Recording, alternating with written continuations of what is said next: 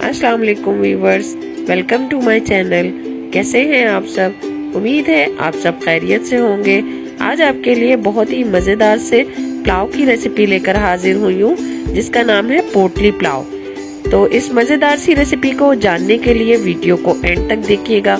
तो आइए जल्दी से रेसिपी को स्टार्ट करते हैं। लाल सब्सक्राइब का बटन दबाकर चैनल सब्सक्राइब करें और बेल आइकन दबाकर नोटिफिकेशंस को ऑन कर दें, ताकि हर आने वाली वीडियो आपको वक्त पर मिल सके। सबसे पहले एक पोटली तैयार होगी, उसके अज्जा नोट कर लें। यखनी बनाने के लिए 1 खाने का चम्मच काली मिर्च, 1 खाने का चम्मच सफ़ेद ज़ीरा, 4 से 5 अदद लौंगे हैं, 1 खाने का चम्मच साबुत धनिया है, 1 खाने का चम्मच काला ज़ीरा है, सौंफ 1 खाने का चम्मच, दालचीनी है 3 से 4 स्टिक्स हैं और बड़ी काली इलायची 3 से 4 अदद है। तो अब इन तमाम चीज़ों की मिला के हम एक पोटली तैयार करेंगे। वीवर्स, अब हम एक पोटली तैयार करेंगे जिसमें ये तमाम स्पाइसेस जो खड़े मसाले थे उनको मैंने सबको एक मलमल के कपड़े में लेके अच्छे से धागे से इनको बांध दिया है, ताकि कोई भी ये मसाला हमारा बाहर ना आए। अब यखनी तैयार करने के लिए आधा किलो के बराबर गोश्त है हमारे पास, 1 बड़े साइज की प्याज है, लहसुन आधी गड्डी है, बड़े साइज का अदरक का टुकड़ा है और ये जो हमने पोटली तैयार की थी, ये तमाम चीज़। यखनी बनाने के लिए 1.5 लीटर के करीब पानी हम गरम कर लेंगे। उसमें आधा किलो के बराबर हमारे पास जो बीफ था वो ऐड कर लेंगे। अब इसके अंदर मोटी कट की हुई प्याज और लहसुन और अदरक को हम बारीक कट कर लेंगे और ये जो पोटली हमने बनाई थी ये हम इसके अंदर शामिल करके अच्छे से चम्मच चला लेंगे और नमक भी चाहें तो इसके अंदर ऐड कर लें और गोश्त गलने तक इसे कवर करके पकाएंगे। व्यूवर्स, आधे घंटे बाद हमने इसका ढक्कन खोला है, गोश्त अच्छे से गल चुका है हमारा। अब हम इसके अंदर से इस पोटली को भी निकाल देंगे और साथ ही हम छन्नी से इसकी यखनी को छान लेंगे और गोश्त और यखनी को अलग अलग कर लेंगे।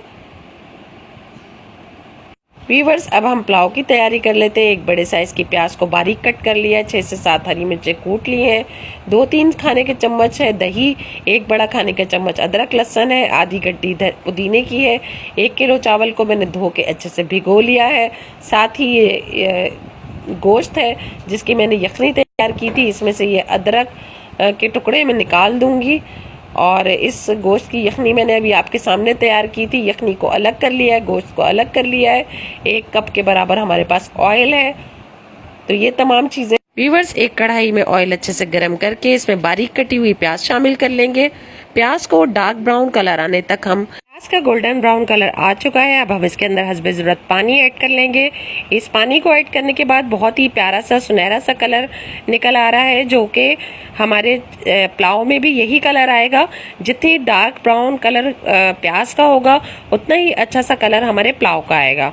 अब हम इसके अंदर बॉईल किया हुआ हमारा बीफ शामिल कर लेंगे और साथ ही लहसुन और अदरक कुटा हुआ ये भी शामिल कर लेंगे।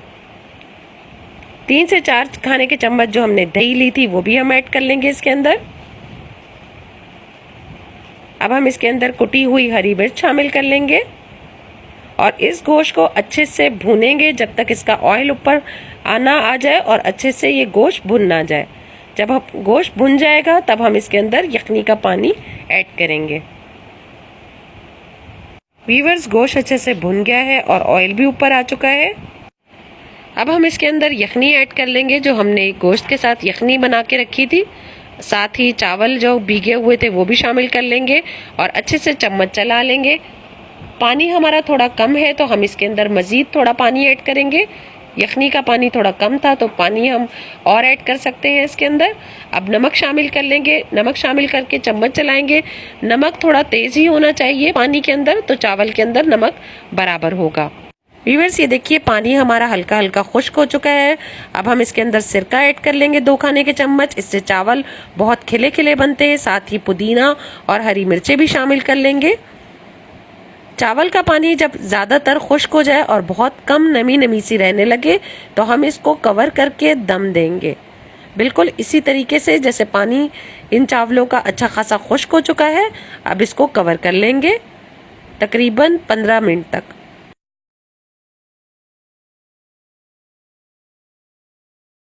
15 मिनट हो चुके हैं। 15 मिनट के बाद हमने इसके ढक्कन खोला है। बहुत ही अच्छे से चावल हमारे गल चुके हैं, खिले खिले बने हैं। ये देखिए व्यूवर्स, आप भी बिल्कुल इसी तरीके से मेरे स्टाइल से बनाएंगे तो आपका भी ये पोटली पुलाव बहुत ही मज़ेदार तैयार होगा।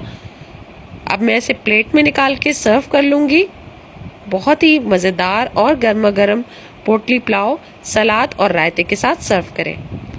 नए आने वाले मेरे चैनल को सब्सक्राइब करें, मेरी वीडियो को लाइक और शेयर करना मत भूलिएगा। इसी के साथ इजाज़त चाहूँगी। दुआओं में मुझे याद रखिएगा। अल्लाह हाफिज़।